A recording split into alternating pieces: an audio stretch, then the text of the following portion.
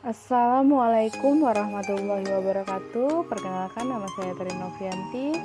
Saya dari Fakultas Keguruan dan Ilmu Pendidikan Universitas Sriwijaya dari program studi Pendidikan Guru, Pendidikan Anak Usia Dini. Baiklah, di sini saya akan memaparkan tentang penyelenggaraan PAUD.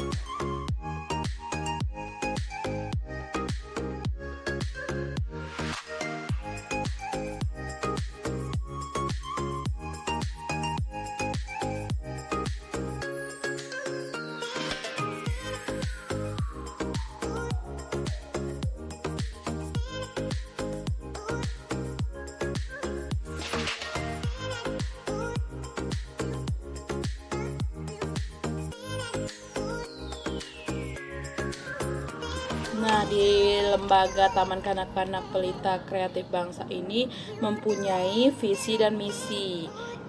Visinya itu mendidik dan membentuk anak yang baik, cerdas, terampil, berkarakter sehingga terwujud anak yang kreatif, unggul dalam berprestasi mandiri dan berbakti kepada nusa dan bangsa.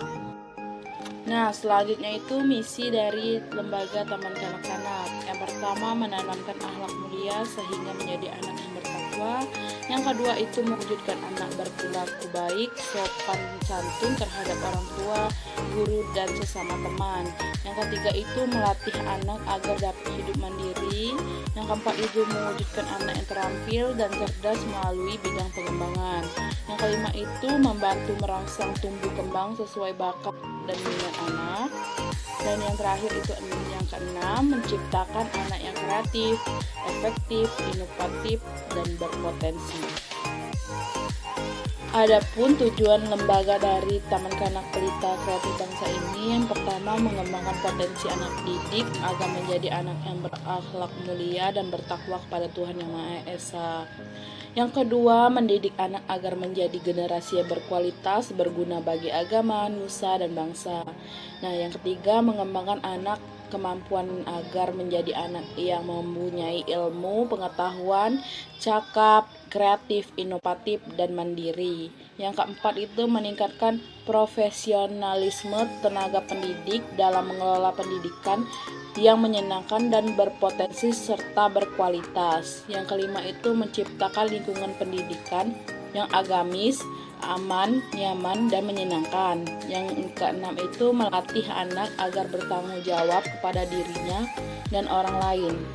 Selanjutnya itu struktur kurikulum. Yang pertama program pengembangan nilai agama dan moral, yang kedua program pengembangan fisik motorik, yang ketiga program pengembangan kognitif, yang keempat program pengembangan bahasa, yang kelima program pengembangan sosial emosional, yang keenam program pengembangan seni. Selanjutnya itu sarana dan prasarana.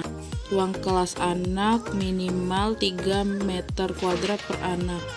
Selanjutnya itu ruang kepala sekolah. Selanjutnya itu ruangan untuk guru. Selanjutnya itu ada ruangan UKS.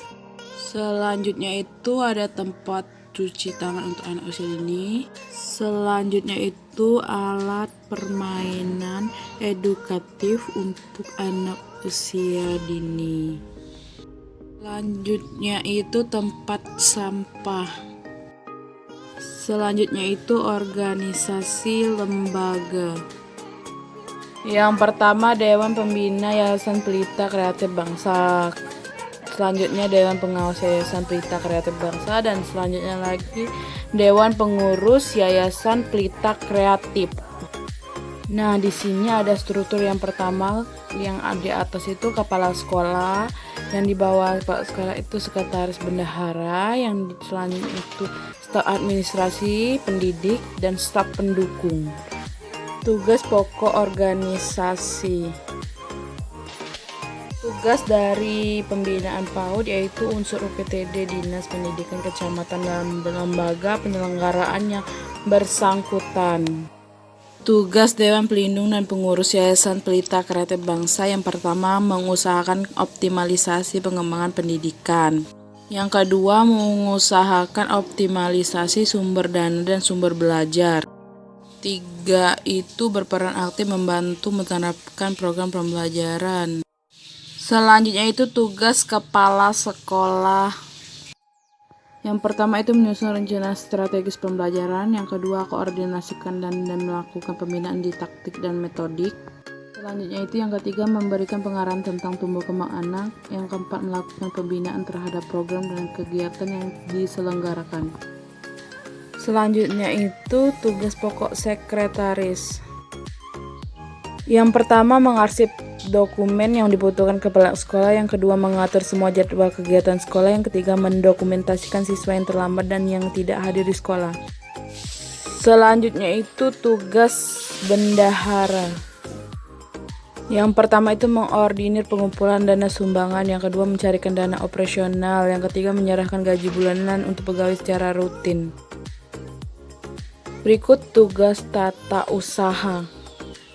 Yang pertama menyiapkan segala hal yang berkaitan surat menyurat, yang kedua menyusun data statistik dan grafik keadaan siswa dan profil guru.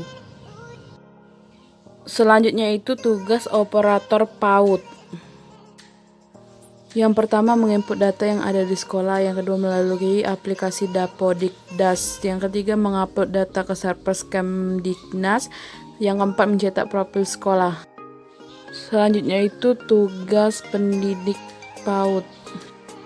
Yang pertama itu mengidentifikasi kepribadian anak, yang kedua membimbing kreativitas anak, yang ketiga menciptakan berbagai APE, dan yang keempat menjalin komunikasi antar orang.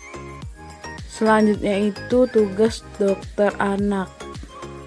Yang pertama itu memeriksa kesehatan dan tumbuh kembang anak, yang kedua itu melakukan dokumentasi setiap kegiatan. Tugas bimbingan konseling di PAUD. Yang pertama itu mengatasi masalah anak yang kesulitan belajar, yang kedua memberikan saran dan masukan kepada anak. Selanjutnya itu tugas office boy. Yang pertama itu membersihkan lingkungan sekolah, yang kedua menata tanaman yang ada di sekolah. Selanjutnya itu ada standar pengelolaan di PAUD.